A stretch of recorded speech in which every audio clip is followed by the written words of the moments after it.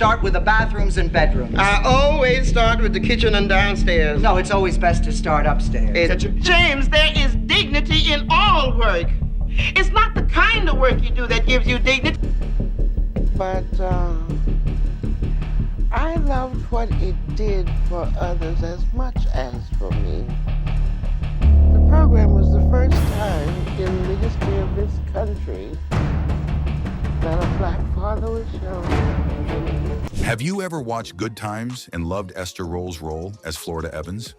She was a strong, loving mother on TV, but behind the scenes, her life was filled with sadness. It later got to be not so much fun. Why did her life turn out this way? What caused her so much pain?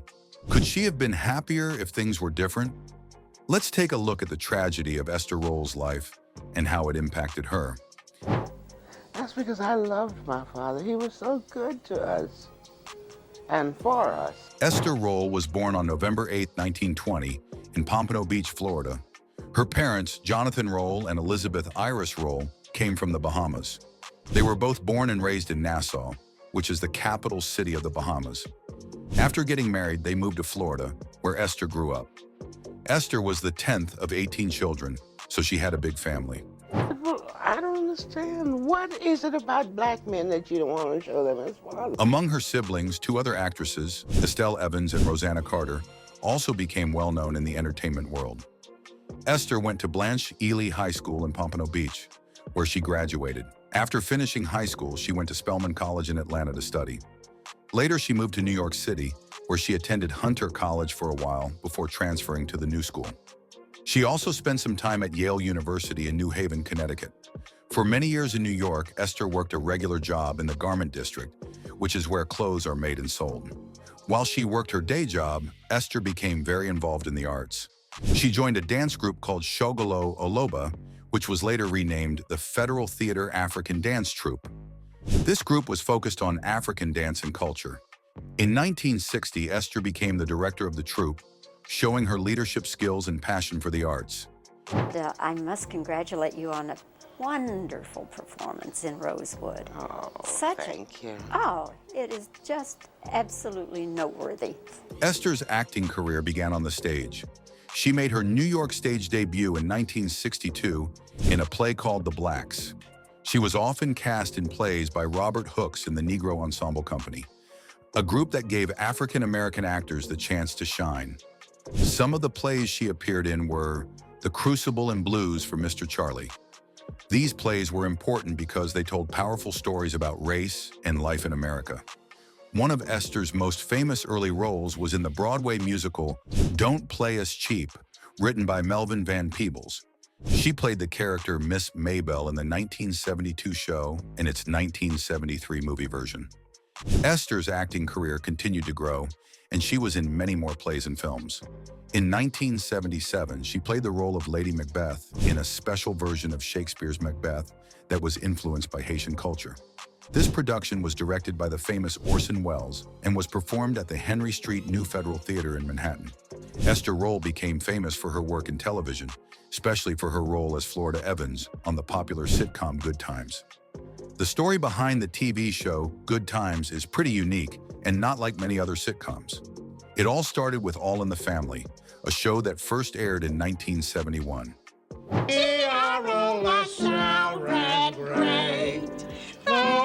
In All in the Family, there was a character named Maude Findlay who was funny, strong-willed, and outspoken. Because she was so popular, Maude got her own show in 1972 called Maude. PM and start with the bathrooms and bedrooms. I always start with the kitchen and downstairs. No, it's always best to start upstairs. On Maude, Maude's housekeeper, Florida Evans, was a very important character. Florida, played by actress Esther Rolle, often had the funniest and most memorable lines. She quickly became a fan favorite. Because of how well people liked her, the creators decided to give Florida her own show, and in 1974, Good Times was born. However, when Good Times started, they changed Florida's story a little. In Maude, Florida was a housekeeper for Maude, but in Good Times, Florida was shown as a strong, loving mother living in a poor Chicago neighborhood with her husband and kids. The show didn't really talk about her past in Maude, so there was no mention of her time working for Maude. This left fans a little confused as the two shows didn't seem connected. Esther Rolle was 54 years old when Good Times began. In the show, her character was married to a man named James, played by John Amos.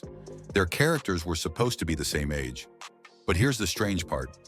John Amos, who played her husband, was actually 19 years younger than Esther Rolle in real life. So he was much younger than Florida, but their characters seemed the same age. Esther Rolle oversaw the creation of the show and her character, Florida. At a time when the stereotype was that Black families had absent father figures, she was insistent that the show didn't portray her as a single mother. She was keen to tell a different story, telling Ebony magazine in 1978, "I only took my part with provisions that Good Times would have a complete Black family with a father image." The producers listened and James Evans remained in the show. I love them all. I loved Good Times. However, after the show was a success, things started to change. The character of J.J. Evans, played by Jimmy Walker, became very popular. J.J. was known for his funny catchphrase, "Dynamite." His goofy, playful character brought a lot of laughs, but it also started to shift the focus of the show. Instead of focusing on family values, the show became more about Joey's antics.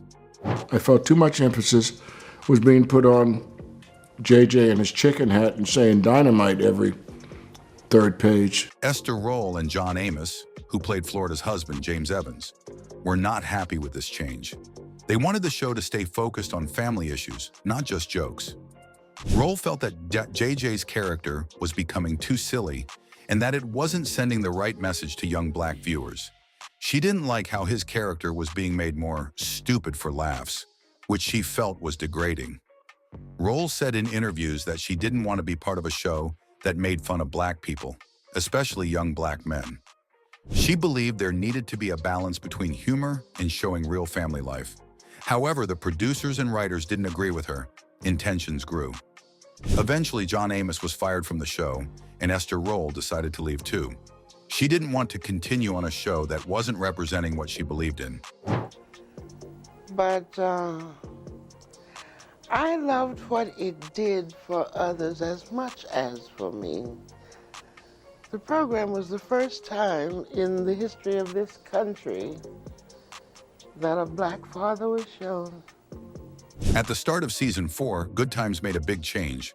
James Evans, the father of the family, was killed off. The show said he died in a car accident while looking for a better job in Mississippi. This was a big shock for fans. The show then focused on Florida Evans, James's wife, as she struggled with the loss. In one of the most famous scenes, Florida says, "Damn, damn, damn," when she can no longer hold in her sadness. As the season went on, Florida met a new character named Carl Dixon, a shop owner played by Moses Gunn. Carl was an atheist and not very similar to James. Florida and Carl even became a couple, and Florida eventually agreed to marry him. But Esther Rolle, who played Florida, didn't like Carl's character. She felt that Carl wasn't a good match for Florida, and it bothered her that the show was moving Florida on from James so quickly. Esther thought it was too soon for Florida to move on and be with someone else. By the end of season 4, Esther Rolle was unhappy with how the show was going. She didn't like the direction the writers were taking with Florida's character and decided to leave Good Times. The show then had Florida and Carl get married off-screen and move to Arizona. The family, now without Florida or James, felt different. The kids were left without a parent, so Willona, the family friend played by Janet Dubois, took on a bigger role and became like a mother figure to them. And a smile that lit up the night, and he mugged me. But the show wasn't the same without Florida and James. So in season 5, they introduced a new character, Penny, played by Janet Jackson. Penny was an abused and abandoned girl who needed a mother. Willona ended up adopting Penny to fill that gap. But even with the new changes, fans missed Florida and James. The ratings started to drop, and it was clear that Good Times was losing its charm. You see, the laws were created, and they said, these things are right. By season 6, the producers realized that they made a mistake by losing the family element that Florida and James brought to the show. They needed that strong parental presence, So they asked Esther Rolle to come back. But she had conditions. She wanted more money, and she wanted her character, Florida, to be treated with more respect, especially when it came to her son, JJ. She also didn't want any mention of Carl Dixon. Florida returned, but there was only a brief mention of Carl, and it was clear he had not survived his battle with cancer. Florida kept her last name Evans, not Dixon. Unfortunately, even with Esther Rolle's return and the changes made to the show, Good Times couldn't recover. The show ended after season 6. The final episode showed each character moving on to a better life, leaving the tough Chicago projects they had lived in for years. It later got to be not so much fun. Rolle was not just a talented actress, she was also a fighter. During her time in Hollywood, there weren't many black women in lead roles. It was tough, and Rolle knew it. She wanted to show the world that black people could play strong, real characters, not just the ones Hollywood liked to use as stereotypes. Rolle didn't stay quiet. She used her voice to speak out against unfair treatment in the way black people were shown on TV and in movies. She wanted better roles that showed black families as loving and strong, not broken or foolish. That's why she fought hard to make the TV show Good Times a success. She made sure it didn't just focus on comedy, but also talked about real struggles that many black families faced. They said black seat from the back, white seat from the front. They said if you get out of if the bus gets filled up, you are to stand up. But speaking out came with a price. Many people in the industry didn't like her pushing for change. Some wanted her to stay quiet and just do her job. But Rolle was brave. She didn't let their opinions stop her from standing up for what was right. Even though she faced a lot of pushback, Rolle made a big impact. Her fight opened doors for other black actors and actresses who came after her. She showed them it was possible to demand respect and still succeed. Esther Rolle proved that one person can make a difference, even in a tough industry like Hollywood. Applaudable, she made history as the first woman to receive the ACP Chairman's Civil Rights Leadership Award for helping raise the image of blacks. So we have always paid more for everything in this country. We have always given more than anyone has given in. Rolle's personal life wasn't always easy, and she made many sacrifices to focus on her work and what she believed in. Esther was married to Oscar Robinson in 1955, but their marriage ended in divorce 20 years later in 1975. The couple had no children together, but she did have a stepdaughter, Shirley Mae Robinson, from Oscar's previous relationship. While Esther was dedicated to her craft and activism, it's clear that her personal life sometimes took a back seat to her career. She once said that she wanted her roles to show dignity and respect for black families, and she worked hard to make that happen. That's because I loved my father. He was so good to us and for us. After Good Times ended, Esther went on to appear in various notable movies. In the 1970s, she guest starred in an episode of The Incredible Hulk called Behind the Wheel. In this episode, she played the owner of a taxi cab business. It showed a different side of her acting skills, proving she could shine in all kinds of roles. In the 1990s, Rolle surprised fans by appearing on RuPaul's talk show on VH1. Her former Maude co-star, B. Arthur, was the guest. When Rolle came out, it was a touching moment. The two actresses hadn't seen each other in years. They hugged warmly on stage, showing the strong bond they still had. Around the same time, Rolle also became famous for appearing in psychic hotline commercials. She would say, "Tell them Esther sent you," a line that many people remembered. Rolle was not just an actress. She also had a love for music. In 1975, she released an album called The Garden of My Mind. This project showed her deep connection to the arts, beyond acting. Her movie career was impressive, starting with small roles. She had an uncredited appearance in the classic movie To Kill a Mockingbird. Later, she acted in The Learning Tree, directed by Gordon Parks. Her sister, Estelle Evans, was also in these films, making it a family affair. Rolle's early work included Nothing But a Man, which is still celebrated today. She also had a leading role in the movie adaptation of Maya Angelou's memoir, I Know Why the Caged Bird Sings. This role earned her critical acclaim. In fact, Rolle made history in 1979 by winning the first ever Emmy Award for Outstanding Supporting Actress in a miniseries or movie. She won this for her role in Summer of My German Soldier, where she acted alongside Denzel Washington in The Mighty Quinn. Her final movie, Train Ride, was filmed in 1998 and released in 2000. Sadly, Esther passed away on November 17, 1998, in Culver City, California, from complications related to diabetes. She died just 9 days after her 78th birthday. Her death was a great loss to her family, fans, and the entertainment world. At her funeral, many people came to pay their respects, but one of her former Good Times co-stars, Jimmy J.J. Walker, did not attend. It was rumored they didn't get along during the show. Jimmy admitted he didn't have much of a relationship with his co-stars. "I don't remember ever speaking a word to Esther," he once said. The same goes for John. "We were never friends, we only spoke on set." I will honestly say, I don't remember ever speaking a word to Esther the whole time she was there. I think the same basically goes for John. Some cast members saw it differently. Well, I am talking about Bernadette Stanis, who played Thelma, recently opened up in an interview to address the long-standing rumors. You look great. Thank you, Daddy. Have a nice time, baby. Bernadette explained that Jimmy was a comedian who kept late hours and wasn't a morning person. "He'd come in groggy and not speak to anyone," she said, laughing. She even joked about having to wake him up herself. Despite this, she had a good understanding of him and didn't take his behavior personally. She also shared a funny story about convincing Jimmy to take her out one night. He finally agreed and took her to a comedy club with his friends, including big names like Jay Leno. However, the night didn't go as she hoped. The guys spent the whole time cracking jokes, and no one really talked to her. She felt so out of place that she told Jimmy he never had to take her anywhere again. As for the supposed tension between, Bernadette cleared up the rumors. She said it wasn't about personal issues, but more about how the show was written. Esther and John Amos, James, wanted the show to focus on family values.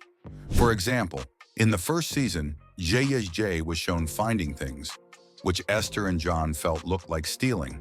They fought to remove those storylines because they wanted the characters to be positive role models. Jimmy, however, had his own way of doing things. He admitted to Bernadette that on tape nights, he would take the flowers sent to her by admirers and give them to his own girlfriend. Bernadette laughed it off, calling it clever. She said she often received flowers, especially from NBA players, and didn't mind Jimmy's antics. Bernadette emphasized that everyone on the set had their own personalities and priorities. While there were disagreements about the show's direction, it was all about making Good Times the best it could be. It's always refreshing to hear the real story from someone who was there, don't you think? Another person who was there was John Amos, her on-screen husband. Yeah, well, I just undecided for you. So you got a full-time job right here in this house. You ain't putting in time in nobody's Now, as we mentioned before, he was kicked off the show by the producers for being a disrupting factor. They killed his character. John had a life outside of Good Times, though. I mean, he went on to do other projects in Hollywood. But his personal life was also quite an intriguing mess. John Amos's first marriage was to artist Noel "Noni" Mickelson, and their connection ran deep, thanks to their shared love for all things creative. They had 2 kids together, Shannon Amos, who's killing it as a writer and producer, and KC Amos, who's made a name for himself as a director and actor. But juggling a high-profile life and demanding careers wasn't easy. The pressure eventually caught up with them, and they decided to go their separate ways. His second marriage to actress Lillian Lehman was short, but definitely got people talking. The two met through their shared Hollywood grind, but things didn't last long. They called it quits after about a year. Even though their relationship was brief, it turned heads. Lillian was already making waves in shows like General Hospital and Marcus Welby, MD. Their marriage was a glimpse into John's tight Hollywood circle, showing how connected he was in the industry. John later tied the knot with Elisabetta de Sousa, but unlike his past marriages, this one flew under the radar. The two kept things super low-key, steering clear of the spotlight and focusing on their personal connection. Despite his packed schedule in Hollywood, John always worked hard to juggle his career and family. It wasn't exactly smooth sailing, but he made sure to stay involved with his kids and keep those family ties strong, all while crushing it in the entertainment world. Towards the end of his life, though, things got a little murky with his kids. In his later years, John found himself caught in the middle of some major family drama between his kids, Shannon and KC.